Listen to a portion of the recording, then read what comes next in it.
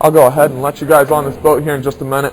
As you come on, just watch that bottom step. It's actually slanted, and I don't want you to twist your ankles on it as you come in. And then just sit on either side of the boat. It kind of helps even out the weight. Our cave tour actually will begin underneath this boat right here, where this boat's parked.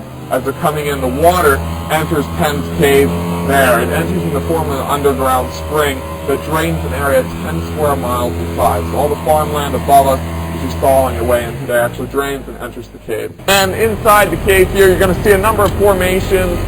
Like this one here, this is actually a stalactite, which grows from the ceiling down.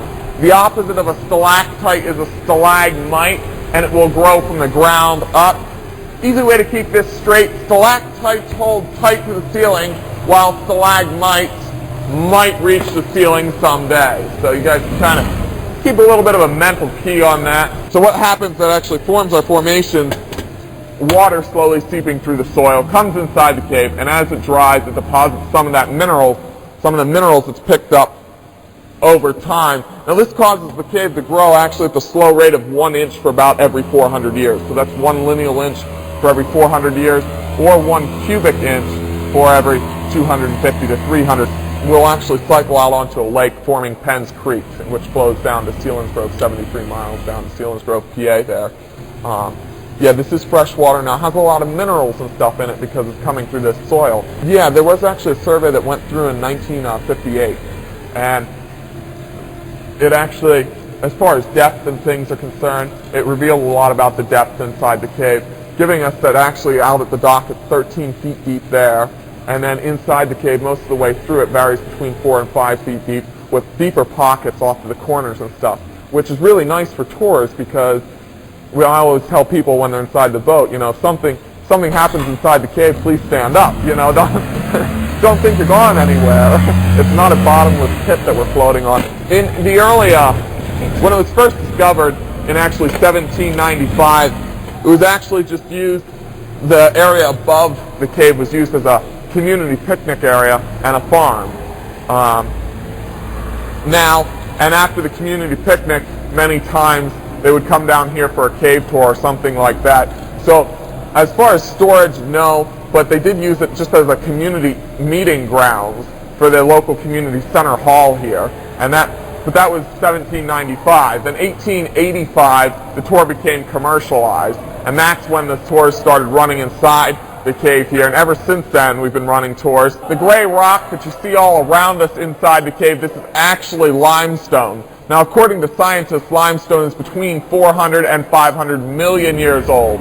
And the age of the cave is 30 million years old, formed when water seeped through cracks in the rock like this, eroding away the rock. Now, originally, the cave was entirely filled with water, but during the last ice age 100,000 years ago, the water table was lowered to its current position today.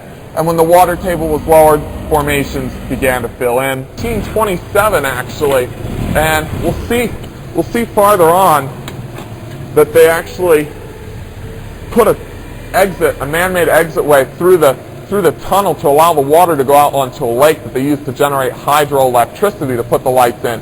So this was before even electricity came to the area. 1943, a local power company moved into the area, and then we hooked on with them. But from 1927 till 1943, we produced our own power for the cave, which was something very unique. More people in the early 1930s came to see that than came to actually see the natural beauty of the cave. They were very impressed by that originally. Now this room of the cave that we're coming into right now, this is known as the Room of Light.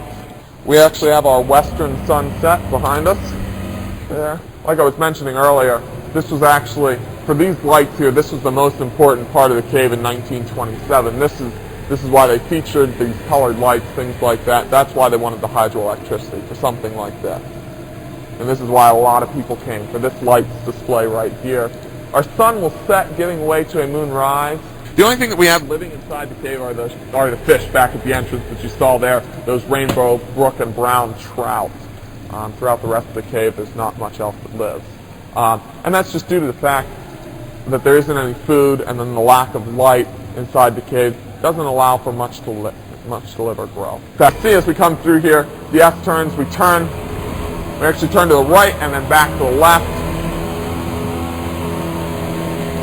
good for these turns are good for the cave, hard on the driver. We get bats in the winter time, but what happens in the summertime is we get a lot of tours down through here, and right, exactly, it chases them out because they're not sleeping very heavily during the summertime because they're going outside and feeding. So actually they choose other places like your attic or behind your shutters, places like that to hibernate, to actually sleep during the daytime and then feed during the night. Now in the wintertime, we get lots of bats in here. We'll get small colonies of bats all throughout the cave in the wintertime, and that's because they're in a deep sleep then. It's very hard to wake them.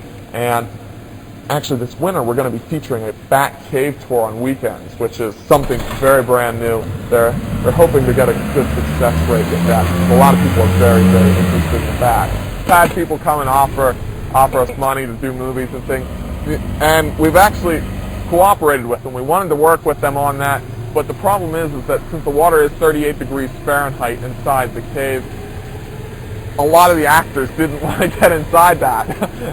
It's a little bit too cold. It was kind of problematic. So then they were trying to figure out how to write a script that their actors get in dry suits to get inside the cave, and things just got a little bit difficult. And then also the water coloration will change from day to day. If we get a lot of rain, it'll actually get cloudier. If we get less rain, it'll even get clearer. Today it's a little bit cloudy from the rain last night. Not too bad, but there's a little bit of cloudiness in it, and it will actually just change time and time again. So a lot of the considerations that went into filming movies in the cave made this cave unusable, although we've had the offers.